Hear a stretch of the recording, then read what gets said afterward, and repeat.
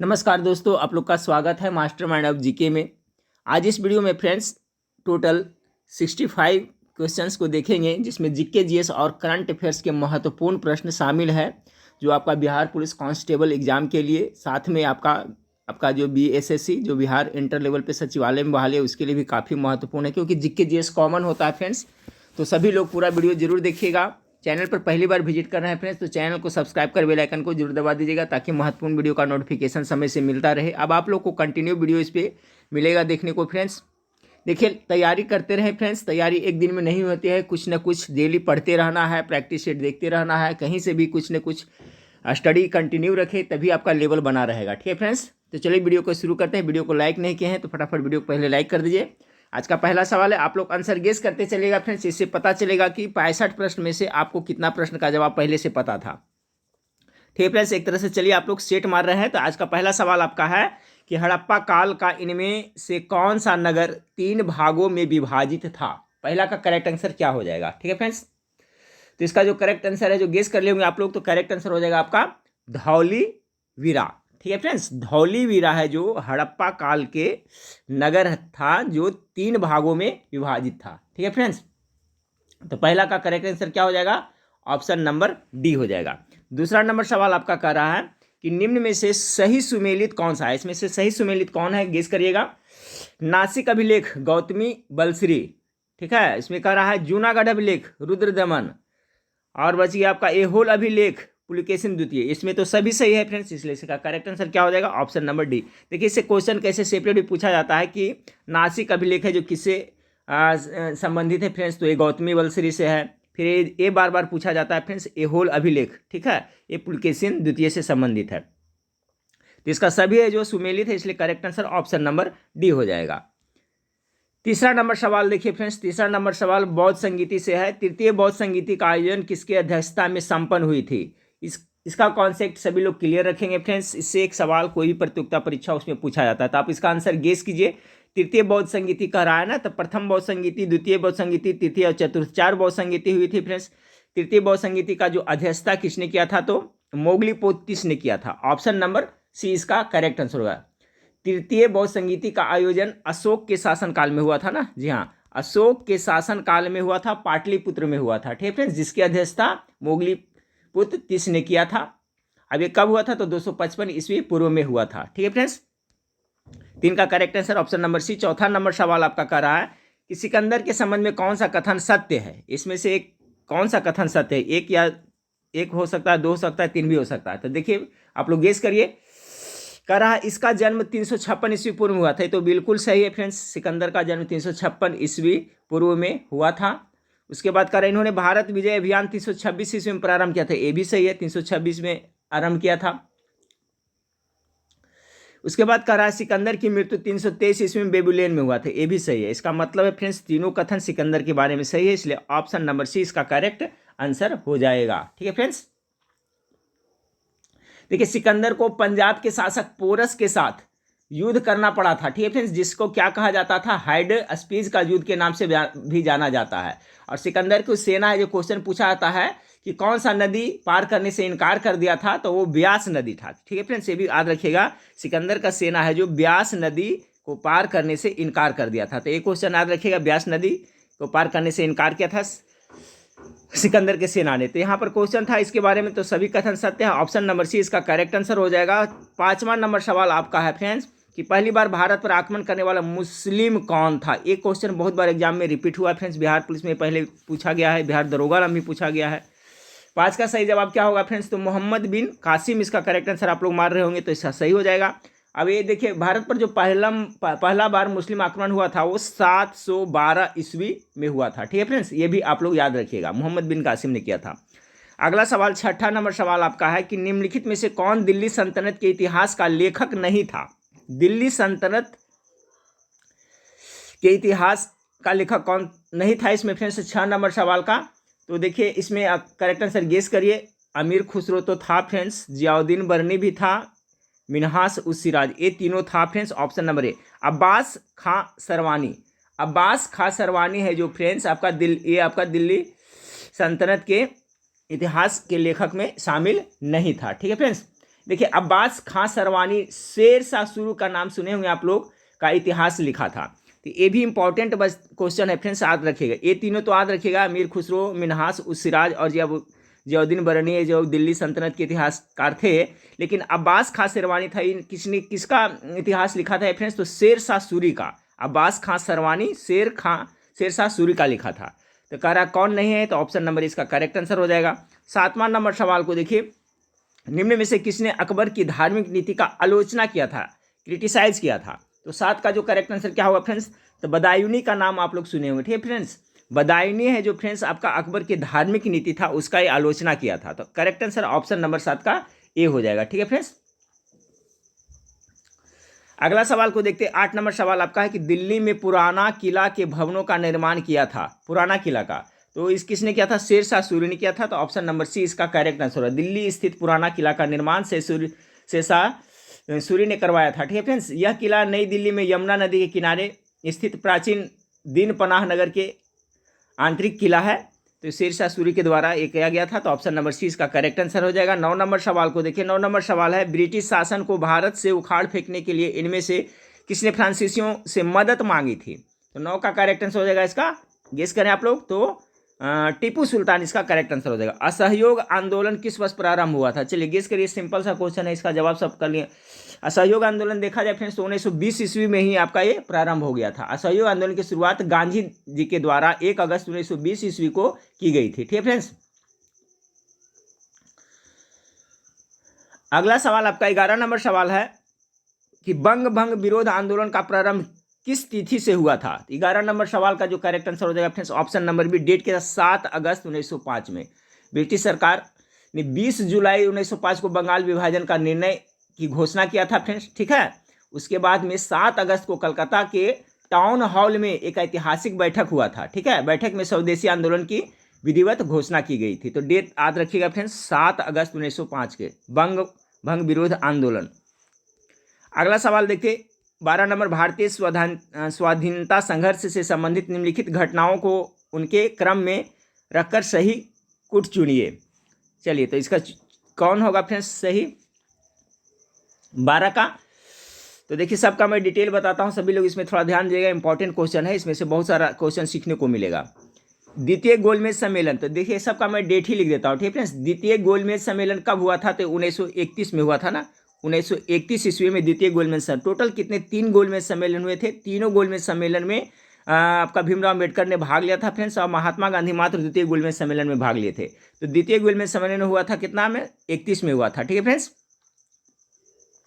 उसके बाद भारतीय राष्ट्रीय कांग्रेस की कराची अधिवेशन, भारतीय राष्ट्रीय कांग्रेस का कराची अधिवेशन हुआ था, वो आपका हुआ था 1900 ये हुआ था फ्रेंड्स, ये भी 31 में ही हुआ था। लेकिन फ्रेंड्स जो आपका ये है ये द्वितीय गोलमेज सम्मेलन जो हुआ था 7 सितंबर का हुआ था, और ये हुआ था जो फ्रेंड्स आपका 26 से 31 मार्च के में हुआ था। तो ये भी 1931 में, लेकिन इसमें मार्च ही में हुआ था, और ये हुआ था जो सितंबर में हुआ था। भगत सिंह को फांसी कब दी गई फ्रेंड्स? तो 23 मार्च, देखिए 23 मार्च 1931 में दी गई थी। तो सब देखिए 23 मार्च 1931 में भगत सिंह को दी गई थी फांसी। उसके बाद बच गया फ्रेंड्स गांधी इरविन समझौता। तो गांधी इरविन समझौता हुआ था 5 मार्च का हुआ था, 5 मार्च 1931 ईस्वी का हुआ था। तो इसका जो करेक्ट आंसर है सीक्वेंस में देखिएगा तो ऑप्शन नंबर सी हो जाएगा। पहले 4 3 2 1, ठीक है फ्रेंड्स, 4 3 2, यहाँ से उलट दिए 4 3 2 1, ठीक है फ्रेंड्स। फिर एक बार पुनः कर लेते हैं, गांधी इरविन समझौता कब हुआ था? तो ये 5 मार्च को हुआ था, 5 मार्च 1931 को। भगत सिंह को फांसी कब पड़ा था? तो 23 मार्च 1931 को हुआ। भारतीय राष्ट्रीय कांग्रेस का कराची अधिवेशन हुआ था कब फ्रेंड्स? तो ये हुआ था आपका 26 से 31 मार्च 1931 को। बच गया एक आपका लास्ट में फ्रेंड्स द्वितीय गोलमेज सम्मेलन, तो ये 7 सितंबर 1931 में हुआ था। तो करेक्ट आंसर क्या हो जाएगा फ्रेंड्स? ऑप्शन नंबर सी। इसमें इंपॉर्टेंट क्वेश्चन देखिए पूछा जाता है, भगत सिंह का फांसी कब हुआ था, ये दोनों का डेट पूछा जाता है। तो भगत सिंह का फांसी सब याद रखिएगा 23 मार्च 1931 को पड़ा था। अगला सवाल को देखते हैं फ्रेंड्स, 13 नंबर सवाल आपका है, भारतीय संविधान सभा में कुल कितनी महिला सदस्य थी? तो 13 का करेक्ट, महिला सदस्य ने तो 15 थी। तो ऑप्शन नंबर सी इसका करेक्ट आंसर हो जाएगा। भारतीय संविधान सभा में कुल 15 महिला सदस्य थी, जिसमें से मात्र एक मुस्लिम महिला थी, ठीक है फ्रेंड्स। उसका वो भी डीपली में पूछा जाता है। 15 सदस्य में से मात्र एक मुस्लिम महिला थी, जिसका नाम आप लोग को पता होगा। महिला क्या नाम उनका था फ्रेंड्स? बेगम एजाज रसूल थी, ठीक है। बेगम एजाज रसूल थी, जो भारतीय संविधान सभा में कुल 15 सदस्यों में से एक मुस्लिम थी, उनका नाम क्या था? बेगम एजाज रसूल, याद रखिएगा। चलिए अगला सवाल को देखते हैं कि भारतीय संविधान में कौन सा अनुच्छेद मानव के क्रय विक्रय तथा बेगार मजदूरी कराने पर प्रतिबंध लगाता है? ठीक है फ्रेंड्स, तो क्रय विक्रय, इसका करेक्ट आंसर क्या हो जाएगा फ्रेंड्स? तो इसका ऑप्शन नंबर हो जाएगा 14 का ए हो जाएगा, अनुच्छेद 23 हो जाएगा।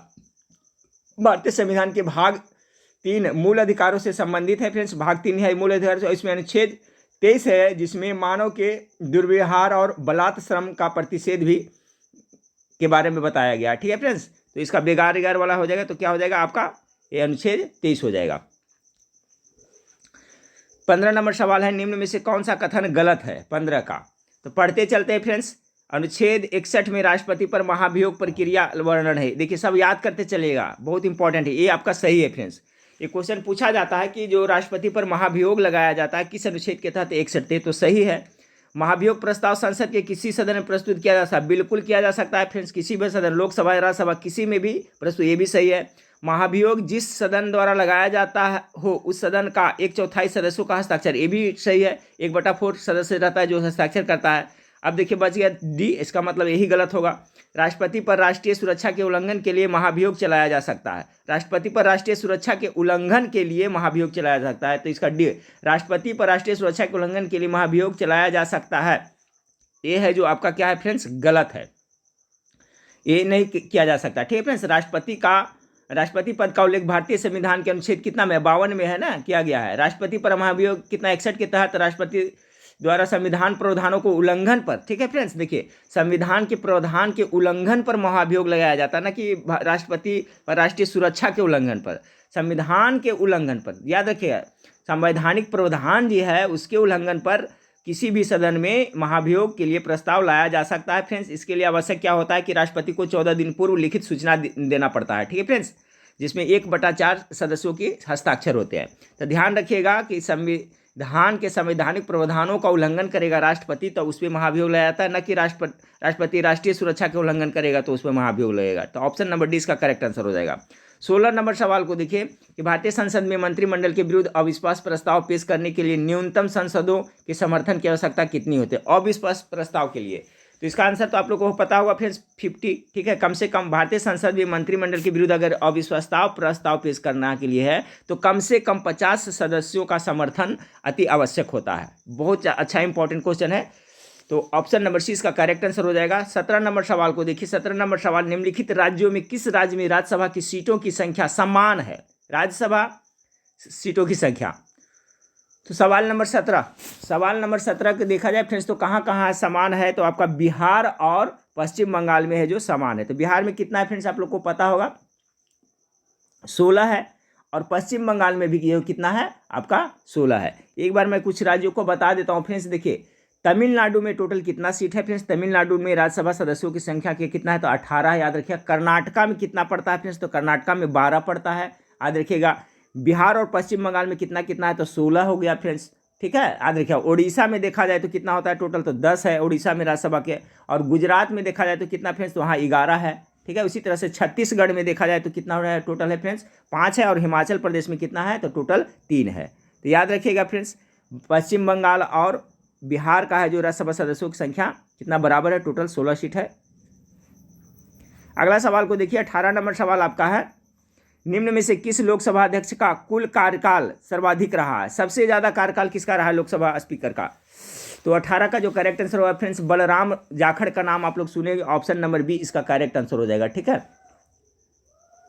19 नंबर सवाल को देखिए फ्रेंड्स, इनमें से कौन सा भारत में पंचायती राज की त्रिस्तरीय प्रणाली में एक स्तर नहीं है? तो ग्राम पंचायत है फ्रेंड्स आपका, पंचायत समिति भी है, जिला परिषद और नगर परिषद है। तो जिला परिषद तो आता है, ये आपका ऑप्शन नंबर डी 19 का करेक्ट आंसर नगर परिषद है जो फ्रेंड्स त्रिस्तरीय भारत में जो पंचायती राज चल रहा है तो उसमें त्रिस्तरीय प्रणाली में नगर परिषद शामिल नहीं है। बाकी आपका ग्राम पंचायत, पंचायत समिति और जिला परिषद शामिल है।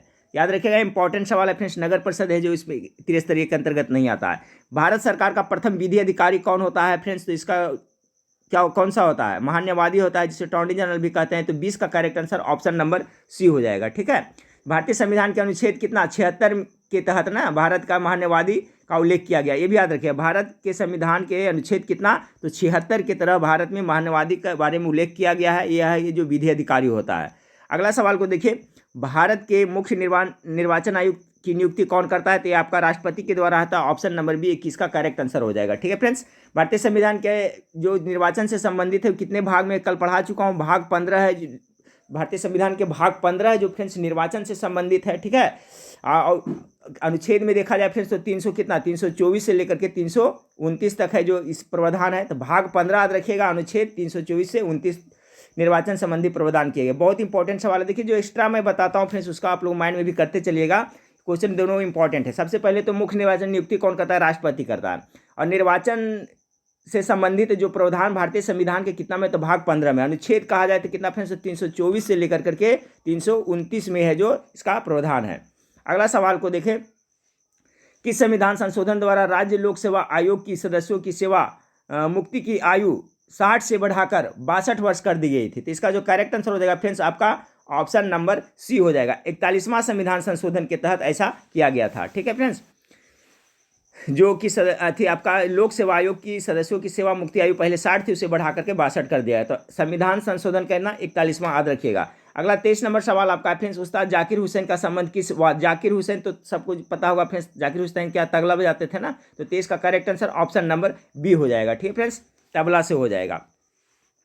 सितार से देखा जाए फ्रेंड्स तो आपका पंडित रविशंकर इंपॉर्टेंट है। सरोद से देखा जाए तो अमजद अली खां है। और बांसुरी से है तो फ्रेंड्स हरिप्रसाद चौरसिया है जो बांसुरी से फेमस है। तो सभी का याद रखिएगा।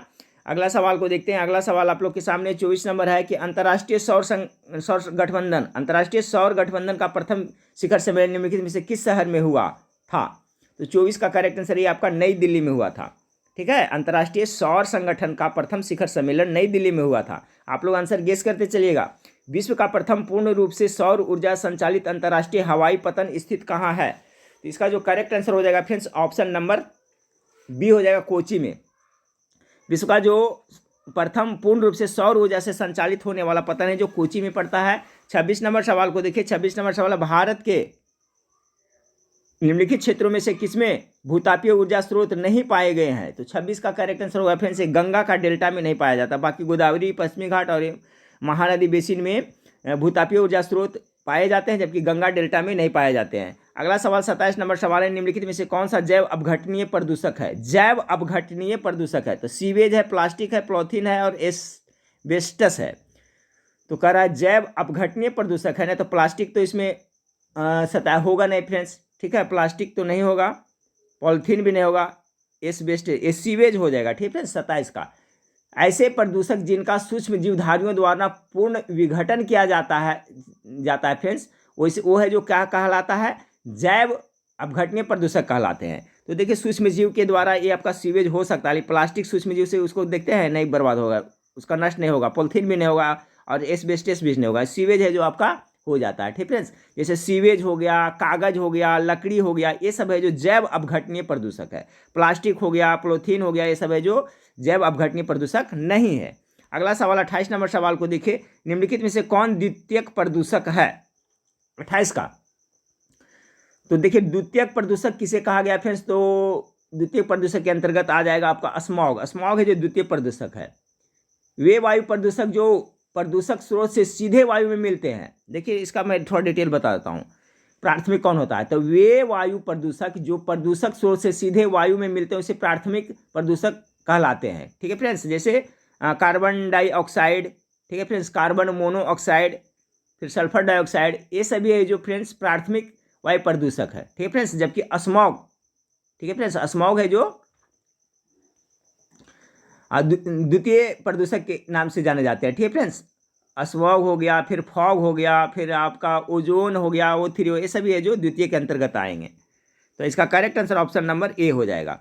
अगला 29 नंबर सवाल को देखिए कि निम्न में से कौन सा जीवमंडल आरक्षित क्षेत्र बाघ आरक्षित क्षेत्र पूर्वी एवं पश्चिमी घाटों के मिलान स्थल पर स्थित है। तो इसका सही आंसर क्या होगा 29 का फ्रेंड्स, तो डी हो जाएगा। सत्यमंगलम बाघ आरक्षित क्षेत्र है जो आपका ये पूर्वी एवं पश्चिमी घाटों के मिलन स्थल पर है। 30 नंबर सवाल, भारत में बाघ परियोजना कब शुरू की गई थी? बाघ परियोजना कब शुरू की गई थी फ्रेंड्स? तो इसका करेक्ट आंसर हो जाएगा 30 का correct answer option number C 1973 ईस्वी में।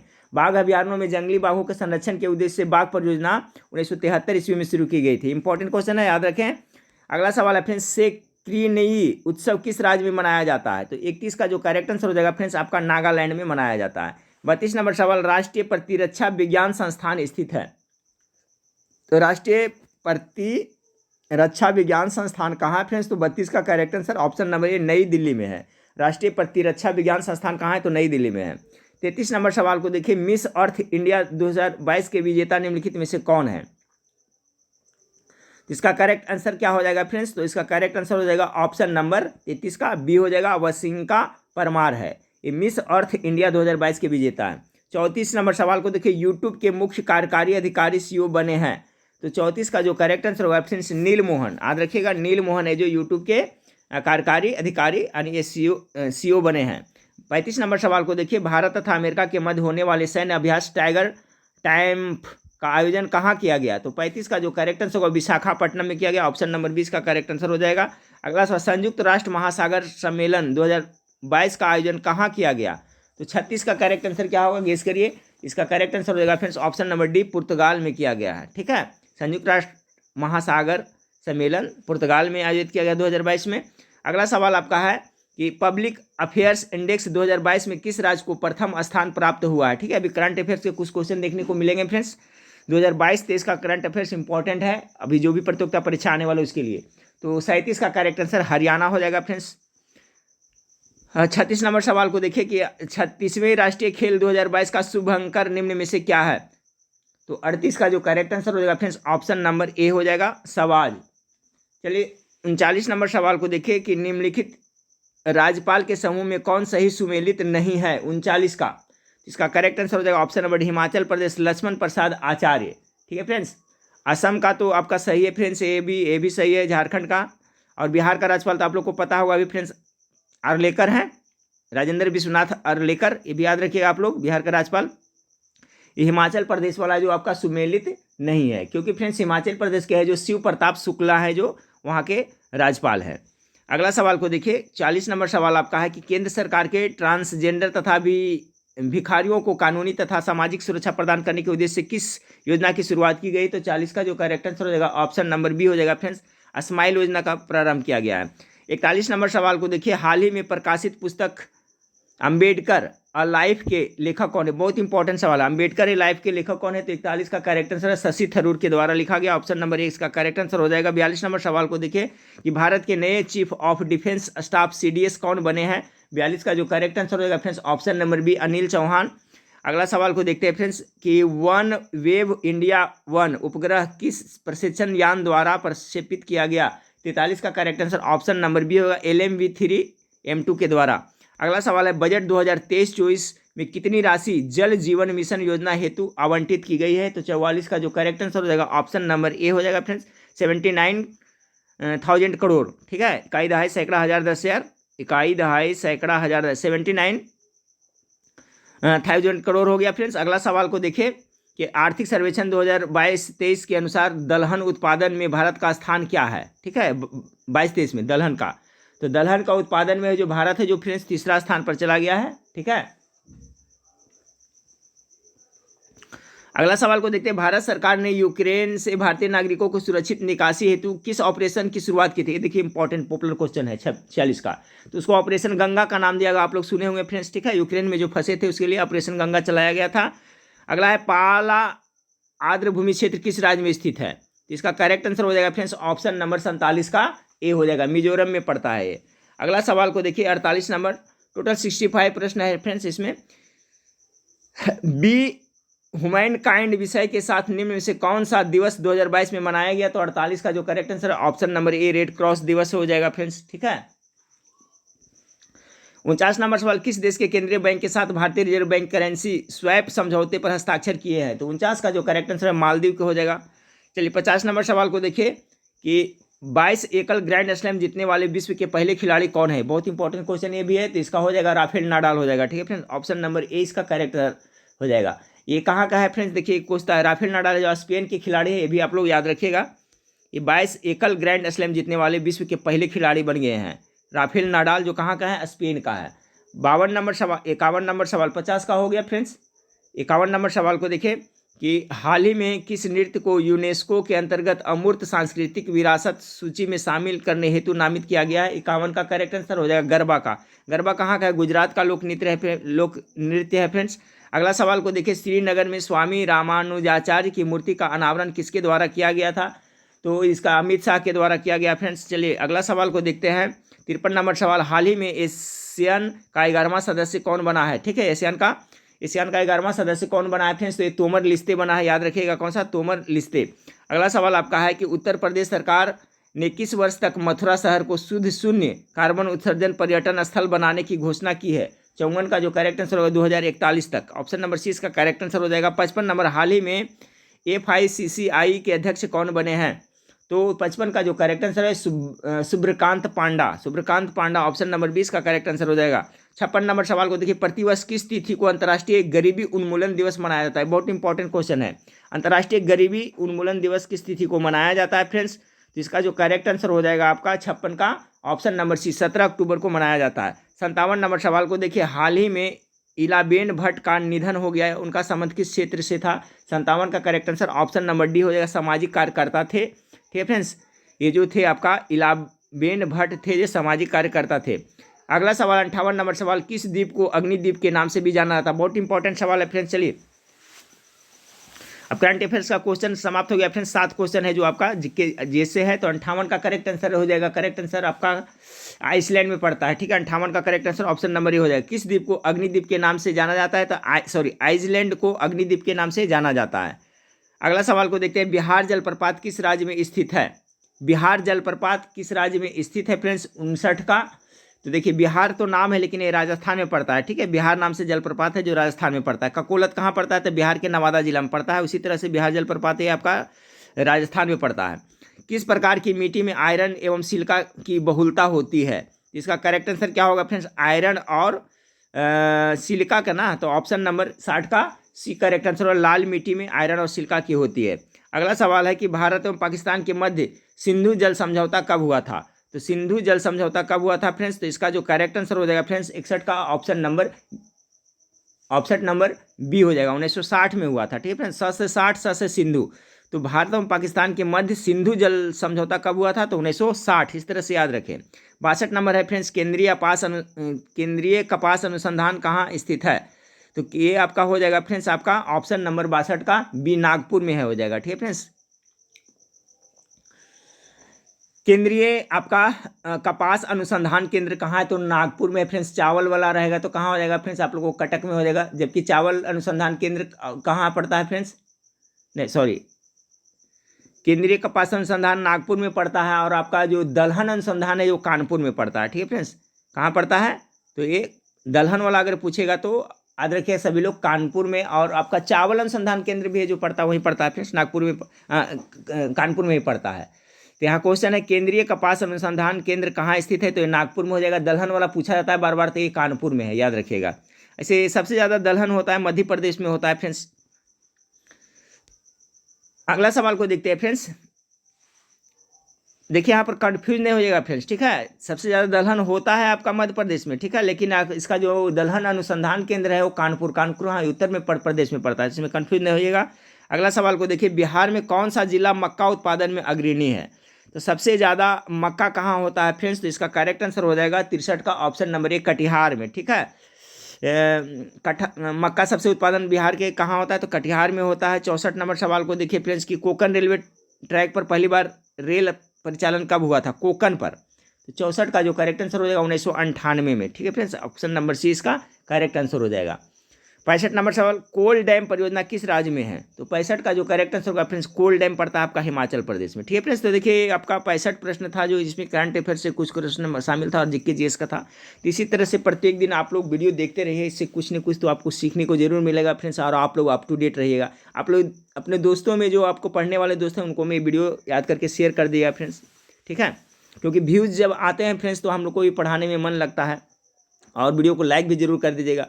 अब प्रत्येक दिन आप लोग को मैं वीडियो प्रोवाइड करा रहा हूँ, तो आप लोग चैनल से जुड़े रहिएगा फ्रेंड्स, ठीक है। शाम के टाइम में वही 7 से 8 के बीच में आप लोग को प्रत्येक दिन वीडियो प्रोवाइड करा दिया जाएगा। तो चलिए नेक्स्ट वीडियो में फिर मिलते हैं।